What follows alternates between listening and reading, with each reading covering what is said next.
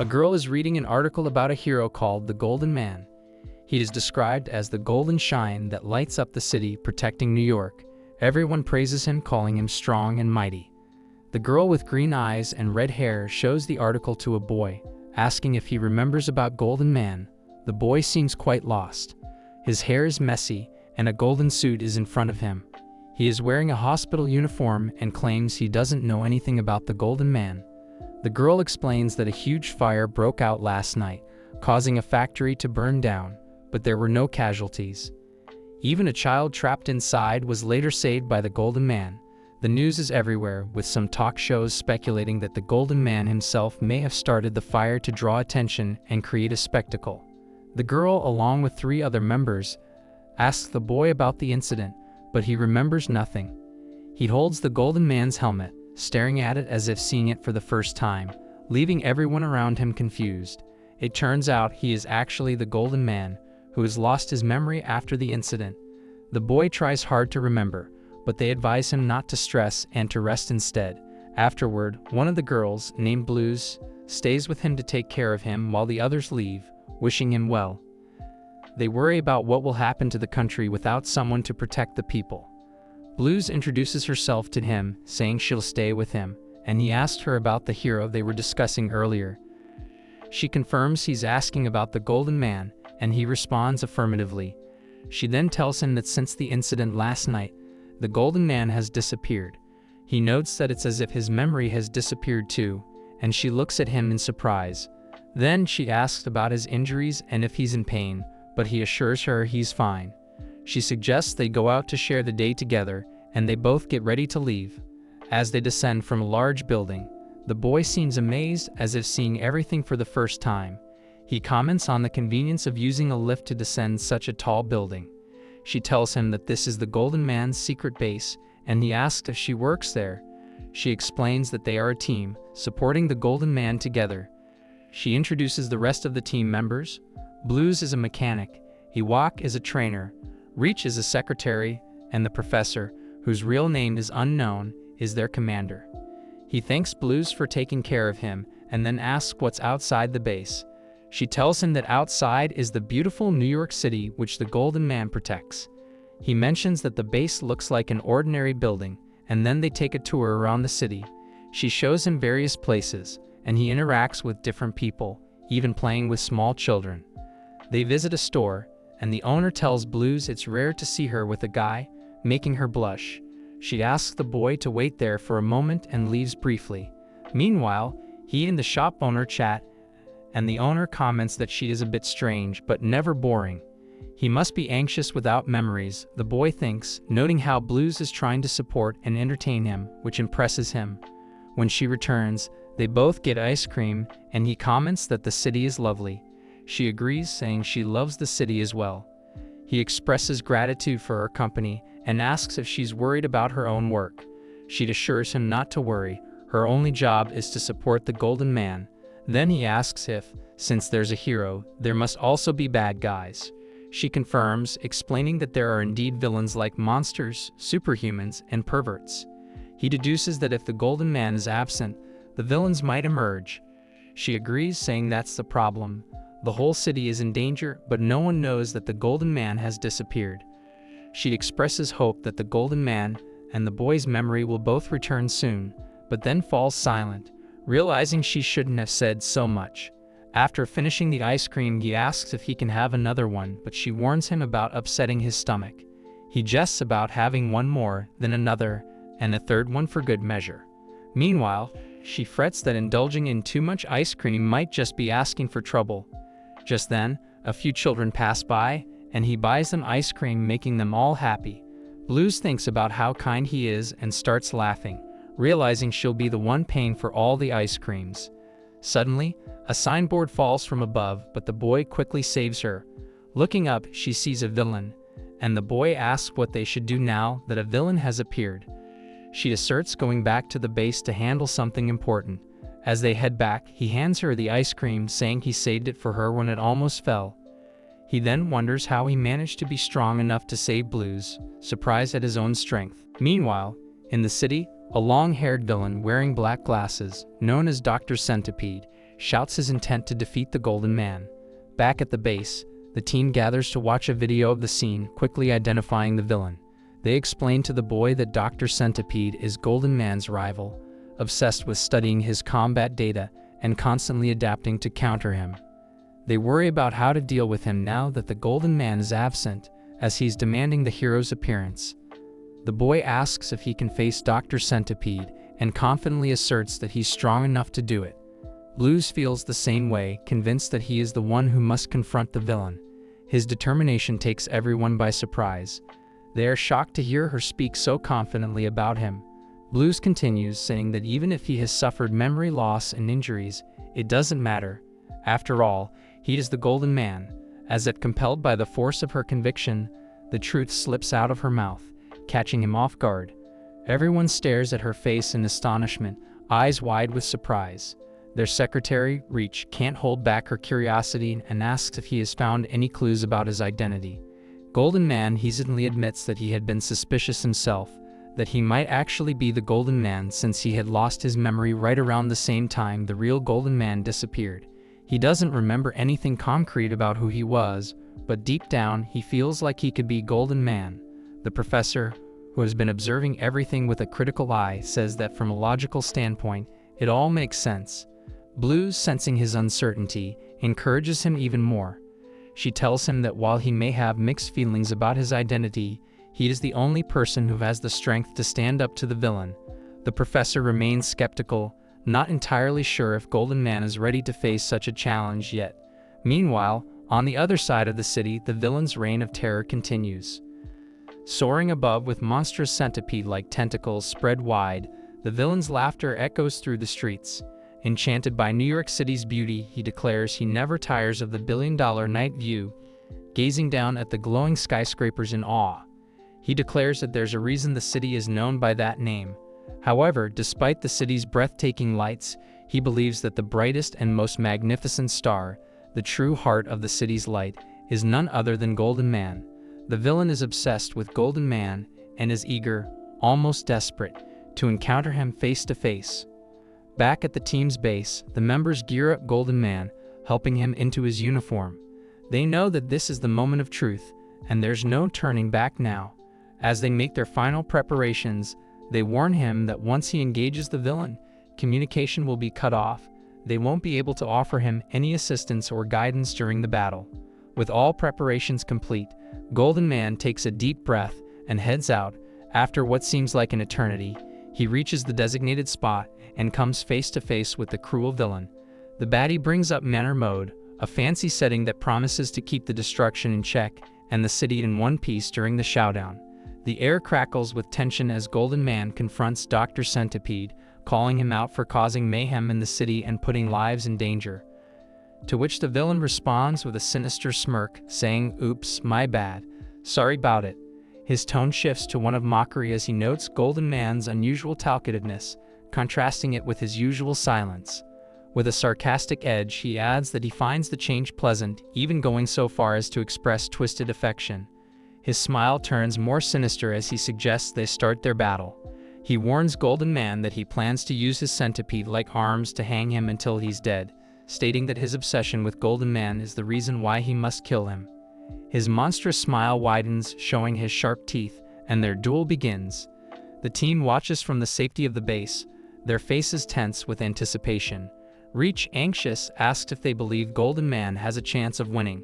She points out that the doctor is incredibly strong. The professor nods in agreement, acknowledging the doctor's strength, but he seems puzzled, wondering what gives the doctor such power. Reach explains that she has studied Golden Man's data extensively, hinting that the doctor might know more than they realize. Dr. Centipede launches the fight with unexpected ferocity, charging at Golden Man and shoving him back with immense force. He taunts him, boasting about knowing everything and commanding him to retreat. Undeterred, Golden Man steps forward and lands a powerful punch squarely on the doctor's face. The team back at the base gasps, shocked by his bold move, and then cheers with excitement. This is the moment they've been waiting for, the true beginning of the battle. Golden Man realizes that losing his memory might have been a blessing in disguise. He no longer feels constrained by what he used to be, and the letter that the doctor stole from him hasn't given the doctor the upper hand he hoped for. The doctor, meanwhile, grows frustrated, wondering why the data he acquired isn't giving him any advantage. He begins to doubt himself, sensing that defeat might be inevitable. Desperate, he launches another attack on Golden Man, who nimbly climbs to the top of a tall building. The doctor, determined to catch him, stretches out his long centipede-like arms, grabbing at him wildly. The force of his assault shatters countless windows, sending glass cascading down to the streets below.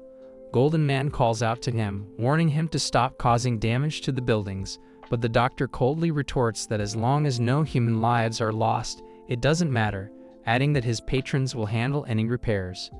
Golden Man hesitates, confused, wondering who these patrons are and whether the doctor is referring to his own team. The battle takes them into the interior of a building, where the doctor starts to hurl chairs, desks, and furniture at Golden Man in a frenzy. He does his best to minimize the damage, catching and throwing objects back at the doctor with impressive precision. The doctor pauses, realizing that Golden Man's fighting style has shifted. It's no longer sophisticated or technical, but raw and instinctual, almost primitive. He realizes that the data he had relied on is now useless, and doubt begins to creep into his mind. Could this really be the Golden Man? The moment of hesitation costs him dearly. With a fierce burst of energy, Golden Man strikes with full force, knocking the doctor to the ground. The impact leaves the doctor stunned, bewildered by Golden Man's sudden surge of strength. He can't comprehend where this newfound power is coming from, wondering how Golden Man could have surpassed every limitation he knew. The doctor, visibly shaken, warns Golden Man that he will now unleash his full power, holding nothing back. Determined, he rises to his feet, preparing for a final, all-out assault. He moves with incredible speed, all of his numerous legs propelling him forward as he prepares to engage Golden Man in a decisive clash, his many limbs creating a blur of motion. He has millions of legs, each poised for the attack. Dr. Centipede makes a desperate attempt to seize Golden Man with all his many legs, striving to immobilize and overpower him. However, he reacts with remarkable strength and precision, shattering each of the doctor's limbs one by one, his movements fluid and unwavering. With a final forceful punch, Golden Man sends the doctor hurtling backward. The doctor crashes to the ground, defeated and immobile, his once powerful legs now shattered and useless. Lying there, his breath ragged, he admits his loss. In a moment of unexpected humility, the doctor praises Golden Man, acknowledging that he has truly witnessed the brilliance of New York's golden light. He declares that he has no regrets, even in defeat. As his strength fades, the doctor begins to slip out of a nearby shattered window, but before he falls to certain death, Golden Man swiftly grabs his hand, preventing the plunge. The team, watching everything unfold from the safety of their base, is stunned by Golden Man's unexpected compassion. They are astounded not only by his victory but also by his refusal to let the doctor die despite all the harm he had caused. The doctor, shocked and confused, demands to know why Golden Man would save him after everything he has done. Golden Man's answer is simple and sincere. He doesn't want the doctor to die, regardless of his past actions. This response only infuriates the enemy further. He accuses Golden Man of taking away his light and dignity, arguing that his actions are not easily forgivable. With a tone of bitterness, he recounts his own misdeeds, how he had laid traps, manipulated situations to put Golden Man at a disadvantage, and even endangered civilians to secure a victory. The doctor admits that he took hostages, all in a desperate bid to defeat Golden Man, but despite all these villainous acts, Golden Man chose to save him. The irony is not lost on the doctor, and a mixture of shame and anger clouds his face. The doctor insists that he will never allow Golden Man to forget his past crimes, believing he must be held accountable for them. Golden Man, however, calmly reveals that he has forgotten everything, including the doctor's wrongdoings, and has chosen to forgive him. This declaration shocks the doctor even more. Golden Man explains that even if he had remembered everything, he would have acted the same way. He still would have saved him. The doctor's rage subsides for a moment as this realization sinks in, and a flicker of something like remorse passes over his face. As they hang suspended from the building, their conversation continues, the doctor caught between gratitude and lingering resentment, while the crowd below watches in awe. Thumbs are raised high, capturing every word and action, and the people cheer loudly for Golden Man, chanting his name as their hero. The moment ends when Golden Man finally lets go of the doctor's hand.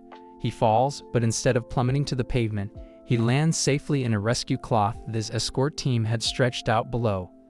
His fall cushioned, the doctor is unharmed, and he is promptly taken into custody by the police. The crowd roars with approval, their cheers ringing through the night. They hail Golden Man for his bravery and for saving both the city and even his enemy. Golden Man's communication device reconnects with his team, and they eagerly congratulate him on his victory, their voices filled with relief and pride. Golden Man then asks if he should say a few words to the public, but the team reminds him that he usually leaves the scene without any fanfare. Smiling to himself, Golden Man gives the cheering crowd a final thumbs up, a simple but powerful gesture of gratitude and assurance, before he departs from the scene. Returning to the base, Golden Man is greeted like a hero. The team members are on their feet, applauding his courage and integrity. They shower him with praise, commending his selflessness and dedication. One team member, particularly moved, approaches him with a personal congratulations, giving him a celebratory high five. The professor suggests they order some pizza and properly celebrate this hard-won victory. Golden Man nods, appreciating the support, and goes to freshen up. In his absence, the team begins to unwind, their tension easing as they reflect on the events that have transpired. Reach admits that she had been uncertain about the outcome of the battle, fearful of what might happen. The professor encourages everyone to relax, to take a moment to breathe and regroup after the intense encounter. But as the conversation continues, they can't help but turn their thoughts to the bigger questions that linger. Who exactly is the man they now call Golden Man? Where did he come from, and how did he gain such formidable strength? Ewok reveals a troubling detail, that they had lied to the man, telling him that he was Golden Man to gain his cooperation, despite knowing they had no real proof of his identity. Now, they are left with more questions than answers. The team revisits the events of the previous night, piecing together the mystery. They remember the fire at the factory, a chaotic blaze that had threatened lives. The original Golden Man had gone inside to rescue a trapped child, and after successfully bringing the child to safety, he had returned into the burning building. It was then that they lost contact with him. They had only seen the footage from the outside, the child, safe, and then the original Golden Man vanishing back into the flames. What emerged later was the man who now wears Golden Man's suit. He was unconscious when they found him. His body was carrying the suit of the real Golden Man, but with no memory of who he was or how he had come to be there. When he woke up, he had no recollection of his past. This man, this mysterious figure, had no past, only the title they had given him, Golden Man. Blue argues that despite everything, this new Golden Man has proven himself to be a true hero. His powers surpassed what they had known before, but the professor remains skeptical. He insists that they must learn more about this man's true identity. There is the unsettling possibility that the real Golden Man did go back into the factory to face this stranger, and perhaps he was defeated. Could it be that the current Golden Man defeated him and took his suit? If that were true, then who is this man standing among them, and what are his true intentions?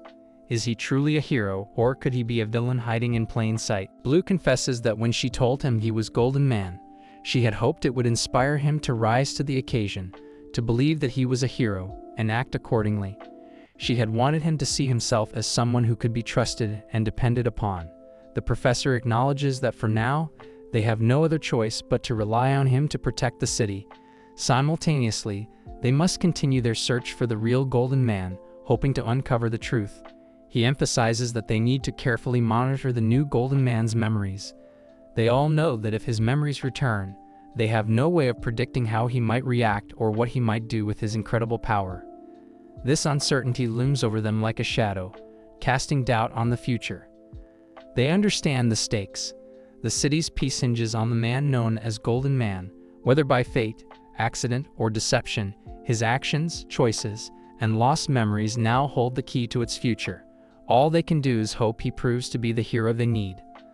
Later, all the team members are gathered together, sitting in the common area. The Golden Man returns, looking refreshed after getting ready. As he walks in, the professor calls out to him by the name Morobashi. He pauses for a moment, startled, and asks if that is his real name.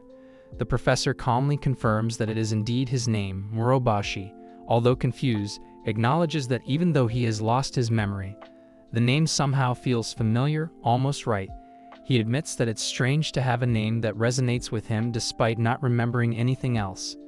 The professor inquires gently if it would be okay for them to continue addressing him as Murobashi, considering he has no recollection of his past and doesn't remember any other name. Murobashi assures them that it's fine and that he doesn't mind at all.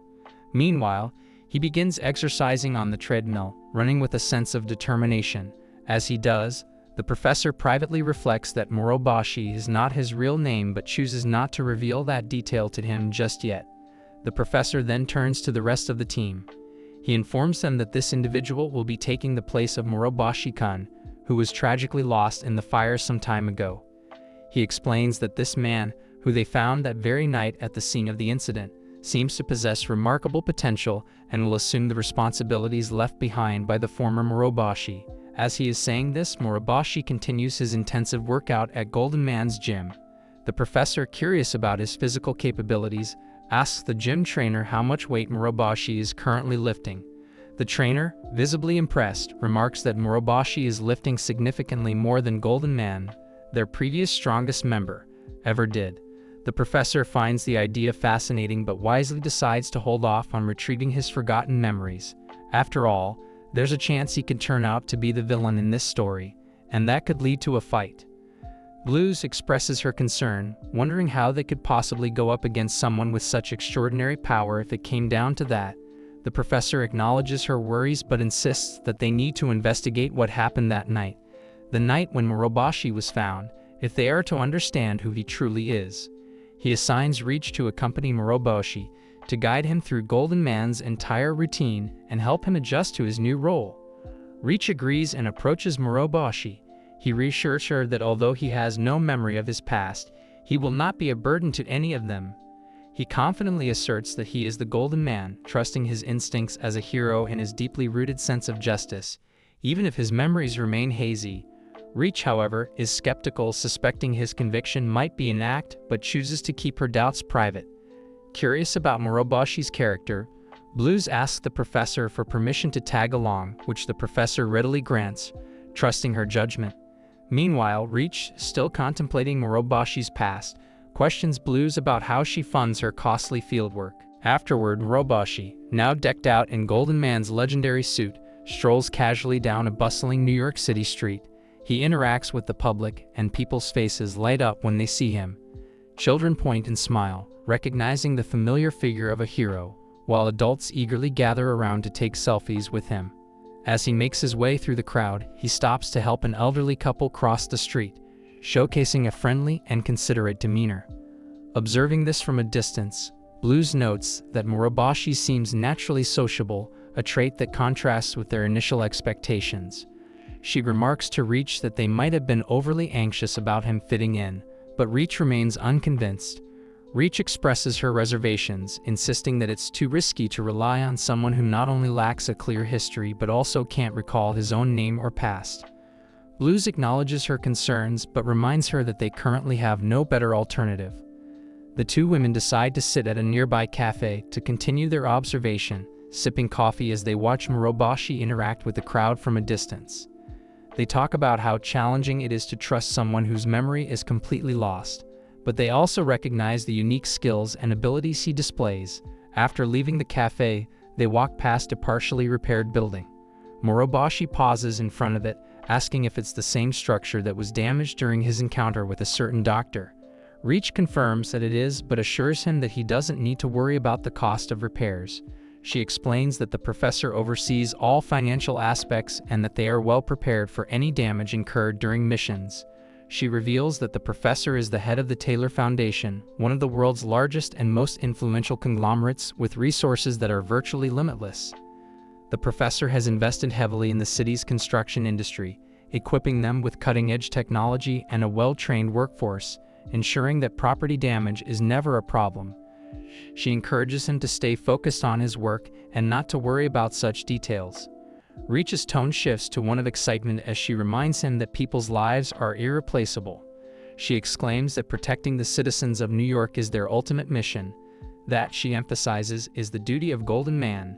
Just then, she notices something unusual in the alley behind Moroboshi. A few boys seem to be caught up in a scuffle, and Moroboshi immediately rushes to intervene.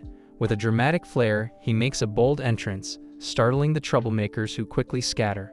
He manages to rescue a young boy caught in the altercation. Blues and Reach arrive at the scene and caution him. They remind him that while it's essential to confront those who commit wrongdoing, it's equally important to remember that they are still human beings. They emphasize that they should avoid causing serious harm or inflicting injuries. Moroboshi listens and nods. He explains that he only intended to warn them and that his actions were meant for dramatic effect, not violence.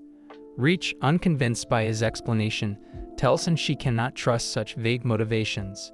She stresses the importance of being gentle and exercising restraint, especially given his strength.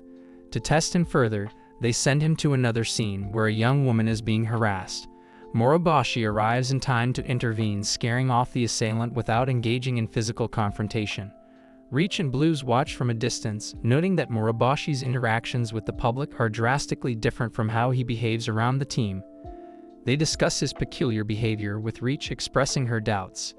She tells Blues that a hero who has no memory of his past and whose trustworthiness remains questionable can only be expected to perform within certain limits. She worries that his mysterious past and uncertain motivations could make him a liability in the long run. Blues listens but maintains a cautious optimism, recognizing that, despite the uncertainties, they might not have another choice at the moment. Professor and Reach meet in a cafe and discuss the Golden Man. Reach asks the professor if he knows anything new about the Golden Man. The professor replies that he still does not have any information since the investigation just started today. As he drinks his tea, he asks Reach about Moroboshi's behavior. She mentions that he is quite charming and does excellent work, but she worries because he has an overwhelming amount of power. In a concerned tone, she asks the professor what he thinks about Moroboshi becoming a hero.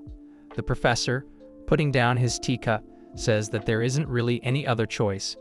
Reach feels frustrated and disappointed by his response, noting that it is always the same answer, and she isn't sure how many times she can bear to hear it. Meanwhile, Blues admires Moroboshi's efforts, admitting that watching him work makes her happy. He thanks her, remarking that Reach typically scolds him instead. Observing the city's calm, he questions whether the Golden Man is truly needed, given the lack of villains. Blues, annoyed, counters that even occasional threats are too dangerous for the police alone, making heroes essential. Moroboshi reflects that while losing his memory was unsettling, finding purpose afterward was even more daunting. Grateful to have been chosen as a hero, he notes how hard it is for people to act on change. Despite talking about it often, his perspective surprises Blues, who suggests a stroll to clear their minds. Her light-hearted comment makes him laugh, and she smiles, appreciating their growing friendship. Golden Man, now in his costume, goes out into the city, helping people with various tasks. He receives plenty of praise as he lifts heavy objects and aids those in need. Children greet him enthusiastically as he passes by. One child even asks if he will come to help with a baseball game that evening, and he agrees with a smile. Suddenly, Reach receives an alert that a villain has entered the city. She informs Blues, who becomes alarmed. Panic spreads as they realize the villain is only 2 kilometers away and is approaching quickly. While Golden Man helps people, the villain appears and strikes him. This villain, known as Salchow, wears a hoodie and has glass-like hands. Reach identifies him immediately, recognizing Salchow as a strong villain who can create ice and move at high speeds by skating on the ice he forms. This explains how he arrives so quickly. An evacuation order is given, urging everyone to leave the building. Salchow confronts Golden Man and taunts him, suggesting he turn the area into his personal ice cream parlor, saying the only obstacle is Golden Man. Accepting the challenge, Golden Man casually responds that they should wrap things up quickly since he has a baseball game to attend afterward. This overconfidence seems to annoy Salchow, who accepts the challenge with a fierce smile. Blues and Reach observe the confrontation from a distance, their anxiety evident. They instruct everyone to clear the area and urge Moroboshi to take charge. Golden Man, understanding the gravity of the situation, prepares to face Salchow. The villain with an evil grin challenges Golden Man to keep up, and the battle begins. Salchow launches a series of attacks, but Golden Man remains unscathed, handling each strike effortlessly. Salchow boasts about his strength and speed, attempting to demonstrate his power, which leaves Golden Man somewhat astonished. He silently acknowledges that Salchow is more than just a skater, he is an experienced fighter. Golden Man recognizes the villain's strength and, without hesitation, lifts a massive pillar from a nearby building, aiming it at Salchow. He brings it down hard, creating a cloud of rubble. Watching from a distance, Reach is startled, reminding herself that she said some damage is acceptable, but not to this extent. The battle intensifies, leading to considerable destruction. Objects, furniture, and even cups shatter in the chaos. Salchow, trying to corner Golden Man, claims that thin ice follows him wherever he moves, making escape impossible. Golden Man, remaining calm, simply states that this isn't the kind of ice that breaks. Salchow, enraged by his calmness, hurls an entire building at him. Blues and Reach are horrified at the sight, wondering if the city can handle such reckless destruction. Amidst the smoke and dust, the scene eventually clears to reveal Golden Man standing over a defeated Salchow, offering a hand to help him up despite his injuries. Golden Man later wakes up in the hospital, still recovering. Blue stands by his bed, jokingly asking if he has lost his memory again, sarcastically pointing out that he has gotten injured so soon. Golden Man admits that the villain was barely hurt, and he ends up saving the villain's life after the fight. Meanwhile, Salchow, now in police custody, has a message for Golden Man, acknowledging his loss. He expresses his admiration for Golden Man's dedication. He acknowledges that protecting everyone, even villains, is admirable, but advises him to take care of himself as well. Reach praises Golden Man. She says that he is the greatest hero of the current time. Blues, with a playful smile, teases Reach, suggesting that she is acting like it's Sunder. Golden Man, confused by the term, asks what it means but doesn't wait for an explanation. Instead, he quickly gets out of bed, eager to head to the baseball game he has promised to attend. Blues remarks on how quickly he recovers, while Reach, watching him with a soft smile, admits that he might be reckless, but he is a good person. The professor informs the team that the base needs maintenance and cleaning, so everyone will need to leave temporarily. The professor explains that this process involves making necessary base adjustments and is an unavoidable step. The team members are surprised by this sudden announcement, but Reach, who is already aware of the situation, takes the opportunity to pull the team aside. She explains the real reason behind the decision, revealing that they want to ensure that all traces of the real Moroboshi are completely erased from the base. She further clarifies that Golden Man, who has been confined to the base, has had limited access, and his repeated questions have created an uncomfortable situation. In order to resolve this, the team has decided to send him away for a short period of time, providing some space for the necessary adjustments. The professor offers to book a hotel room for Golden Man, but Blue suggests a more personal approach, offering for him to stay at her house instead. Golden Man, although initially taken aback, agrees to the proposal. The professor, understanding the situation, gives them permission to leave the base. The two of them set off for Blue's house, walking together through the streets. As they approach her home, Golden Man, who is still adjusting to his new environment, seems curious and takes in the surroundings with quiet interest. Upon entering Blue's home, they are greeted by the sight of Desiree. Clothes are scattered around, and various belongings are out of place. Blues quickly apologizes for the mess, explaining that she hasn't had time to tidy up due to her busy schedule. Golden Man, who is notably tall, accidentally bumps his head on the low doorways, which causes Blues to comment on his height. She adds that the base's spacious design likely made it less noticeable, but now that they are in her much smaller house, it's becoming apparent. Blues, still feeling apologetic, explains that her home is much smaller in comparison to the base, and she offers Golden Man a warm welcome despite the limited space. To make Golden Man feel more at ease, Blues offers to prepare something for him to eat. Golden Man, although not particularly hungry, agrees to her offer. Blues quickly prepares a meal using frozen meatballs, and they sit down to eat together. During the meal, Golden Man observes Blues' enthusiastic enjoyment of the food. He reassures her not to hesitate and eat as much as she wants. As they talk, Golden Man asks if he used to eat so much before his memory loss. Blue smiles and assures him that he always had a big appetite, confirming that it's part of his nature. After the meal, Blues takes Golden Man to the lounge area, where she shows him a newspaper article about an influencer who has been publicly supporting him. The article catches Golden Man's attention, though he remains modest and does not seem to take the attention too seriously. Later, he joins Blues in the kitchen to help wash the dishes, which surprises her. Despite his advanced design and abilities, he seems eager to assist with even the simplest of tasks. This makes Blues reflect on the nature of Golden Man. He doesn't seem to remember much of his past, and yet he is capable of adapting and learning everyday skills. As the night progresses, Golden Man decides to take a shower, and Blues, in a considerate gesture, warns him about the unreliable water temperature in her house. She mentions that the water alternates between being hot and cold, which can be a little annoying. Afterward, as they prepare for bed, Blues settles into her room. But in the middle of the night, she wakes up and notices that Golden Man's door is open. Concerned, she gets out of bed to investigate and finds that he is not in his room. After searching around, she discovers him curled up inside a cabinet, fast asleep. Surprised but somewhat amused by this discovery, she decides to lie down beside him and quietly starts a conversation. She wonders where Golden Man came from and who he really is, trying to understand more about the person he has become. Recalling his behavior, Blues begins to praise him. She lists all his top traits: his hawk-like vigilance, unwavering trust in others, and ability to wear his heart on his sleeve. And let's not forget his love for food, aversion to baths, and knack for cozying up in tight spots, likening him to a cute little pup. She dozes off beside him into dreamland. Golden Man has a particularly intense dream. In this dream, he stood all by himself in a desolate, dim location. Despite calling out for Blues, she was nowhere to be found. Instead, he found himself encircled by enigmatic, shadowy figures. These beings had pitch-black bodies and wore caps on their heads, adding to their mysterious aura. Golden Man is confused and asks the figures who they are and what they are doing there, but before they can respond, he suddenly wakes up, disoriented by the strange dream. Not long after, Blues receives a call from Reach, who informs her of an urgent crisis.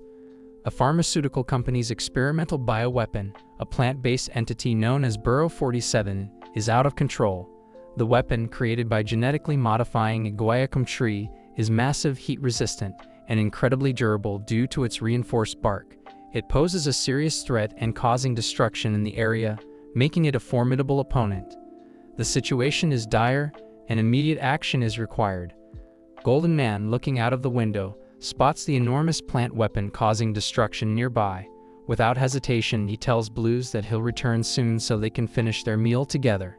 In a flash, he dons his Golden Man costume, symbolizing the city's protector, and leaps out of the window, charging toward the danger with determination.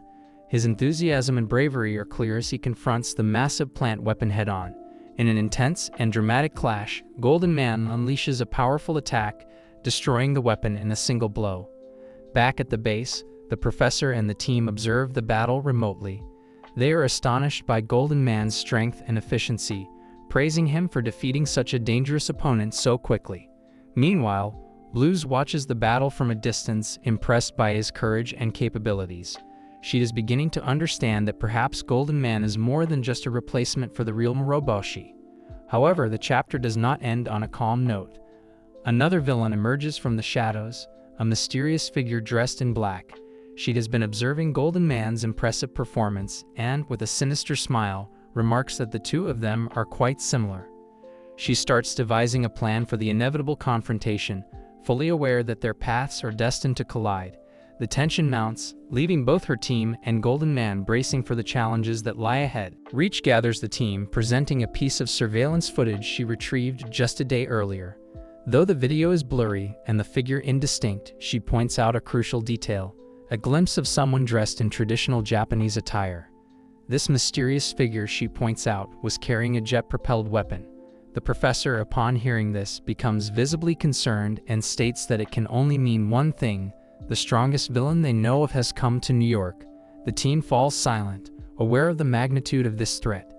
Meanwhile, Muroboshi is making his way back after a challenging battle. As he walks, his thoughts drift to a peculiar dream he had the previous night. In the dream, he saw a man, and it slowly dawned on him that this man was actually himself before he lost his memory. The realization triggers a wave of uncertainty. He wonders what kind of person he used to be before his memory was erased. Was he a hero back then? If so, was he a good one, or did he make questionable decisions? He can't shake the feeling that he might not have been someone others admired, and that's why his current team never discusses his past. Perhaps they know things about him that they think he'd rather not hear, or maybe they simply don't trust him enough to bring up his old habits. As he continues walking, lost in contemplation, he accidentally bumps into a young woman who is concentrating on a New York walking guide. She appears confused and anxious, so he asks if she needs help. She explains that she is trying to find a specific place, but can't recall the directions, which makes her uneasy. Seeing her distress, Moroboshi offers his assistance, telling her that he has been studying New York streets over the past few days, and might be able to guide her. She smiles, relieved, and hands him a slip of paper with an address, mentioning that it leads to a restaurant she is eager to visit. Moroboshi examines the address and admits that he doesn't know exactly where it is, which prompts her to laugh at his candidness. Determined not to let her down, Moroboshi takes out his phone and calls Blues, hoping for guidance. Blues promptly responds, not only giving him precise directions to the restaurant but also sharing details about its unique offerings and atmosphere. Armed with this new information, Moroboshi reassures the girl that he'll take her there, and they set off together. After a short walk, they arrive at the restaurant, and they decide to stay for a meal. As they settle in and order burgers, the girl visibly brightens, expressing her excitement about finally having a decent meal after a long and tiring journey. Moroboshi, intrigued by her enthusiasm, asks if she enjoys traveling. She responds enthusiastically, revealing that she loves to explore and often travels through Asia and Europe. She shares her fascination with New York, calling it the City of Freedom. It's a city unlike any other she has visited, she says, with its diversity, energy, and iconic sites making it her favorite destination. Curious about her perception of the city, Moroboshi suggests that she might not fully understand what makes New York unique. In response, the girl provides a surprisingly in-depth explanation, contrasting New York with other major cities around the world. She notes that many cities maintain public order with the help of military forces, which impose a range of restrictions on citizens' movements and behavior. This makes those cities feel less free. New York, however, is different. Instead of relying on military intervention, it is safeguarded by a hero known as the Golden Man. This unique system has allowed New York to avoid many of the limitations that other cities have, which is why it's known as the City of Freedom. Her passion for the city's openness is clear. Her words trigger a memory in Moroboshi. He recalls a conversation with the professor, who once said that without someone like the Golden Man to protect New York, the city would face unimaginable dangers. The girl's thoughts seem to echo these sentiments, as she expresses her regret about the current state of the world. She wonders why things have become so chaotic, why there is so much conflict, and why some places are free while others are restricted. She then asks Moroboshi if he has had to face many villains, indicating her awareness of the dangers that heroes like him confront regularly. Before he can answer, his phone vibrates, signaling an urgent call. Realizing that he needs to go, he gets up. The girl rises as well, expressing heartfelt gratitude for his help in finding the restaurant and for sharing a meal with her. Moroboshi modestly responds that it was no big deal, downplaying his role. The girl teases him, saying that his humility is almost disappointing, and Moroboshi awkwardly admits that he carries a persistent sense of unease about himself. He admits that helping others is his way of trying to ease his own unease, though it often leaves him feeling like a fraud. The girl bursts into laughter, taken aback by his candor, and remarks on how unusual it is to hear someone openly call themselves a fraud. She reassures him, pointing out that he genuinely did help her, regardless of what was driving him. She shares a piece of wisdom, saying that even if someone does a good deed with mixed motives, it's still a positive act. The intention, she says, doesn't always diminish the value of the action. Moroboshi listens carefully, taking in her perspective. The girl then shakes his hand, thanking him once more before parting ways. As he watches her leave, he can't help but reflect on her words and the insight they offered him. After she departs, the girl takes a moment to herself, sipping from a drink she ordered. She thinks back to something from her past, wishing things had unfolded differently. Her thoughts hint at regret over a death that changed everything. If only that person had survived, she believes, the world might be a different place today. Meanwhile, a group of local boys approach her, noticing that she is alone. They call her Ni-chan and start teasing her, urging her to join them for lunch, and sarcastically implying that her date has abandoned her. She feels irritated and silently hopes that Moroboshi would turn around and rescue her from the situation, but she maintains her composure. With a firm tone, she tells them that she has already eaten and insists that they leave her alone. As Moroboshi walks away, he returns to his team, who are now in the middle of a discussion about the new threat facing the city. The professor begins to describe the villain they are dealing with, an extraordinarily skilled swordsman who wields a unique jet-propelled weapon called the Jet Muramasa. According to the professor, this villain has been consistently attempting to contact the Golden Man, as if seeking an encounter. Moroboshi, perplexed, learns that she has even used social media to reach out, a surprising move for a supposed villain. Startled, he asks how someone so dangerous can engage with social platforms, but his question is met with somber looks from his teammates. Feeling responsible, he wonders if he has somehow drawn the villain to the city, but the professor assures him that it's not his fault. Iwak, another member of the team, chimes in, revealing that the villain has a history of visiting New York frequently, almost like a tourist. Although she usually doesn't cause any trouble, there have been occasional incidents where her actions have been destructive. One memorable example was when she destroyed an entire neighborhood simply because a drink she ordered wasn't to her liking. Moroboshi recalls reading about this incident in a guidebook, realizing that it took place in the same area where a meteorite had struck the year before. The professor confirms that this was indeed the case, linking the events to the same notorious villain. Meanwhile, back at the restaurant, the girl fends off the group of boys with surprising ease. She brandishes a small weapon, clearly skilled, and scares them away before turning her attention to a nearby poster.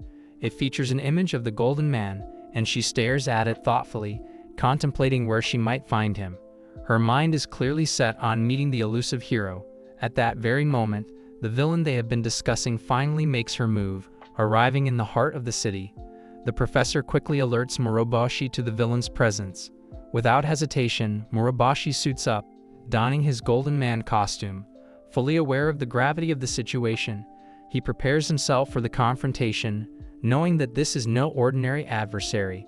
The villain he must face is known as the Oran Trooper, a legendary and dangerous swordswoman with a fearsome reputation.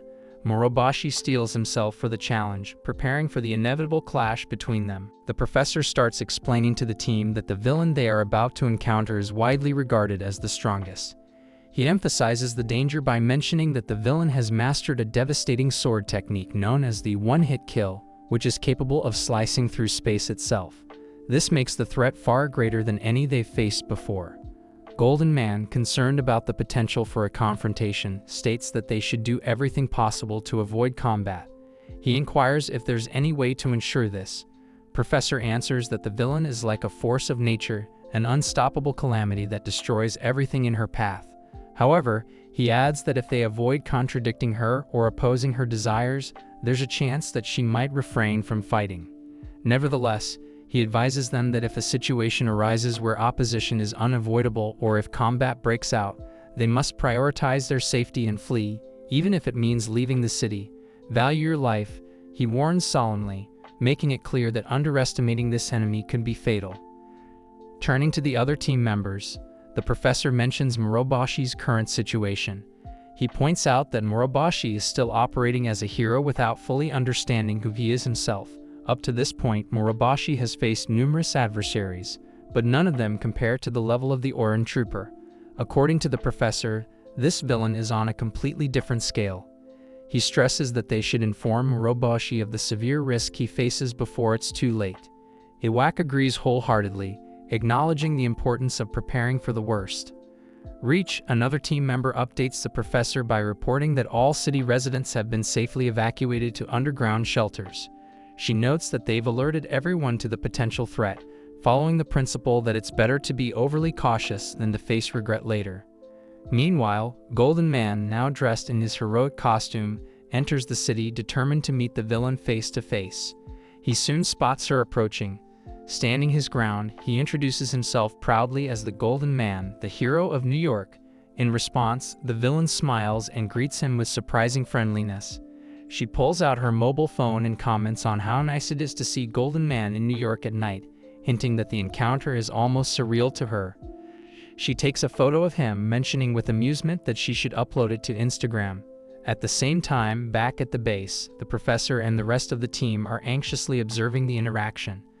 They hope that Golden Man will only engage in conversation with the villain and then leave peacefully, avoiding any unnecessary conflict.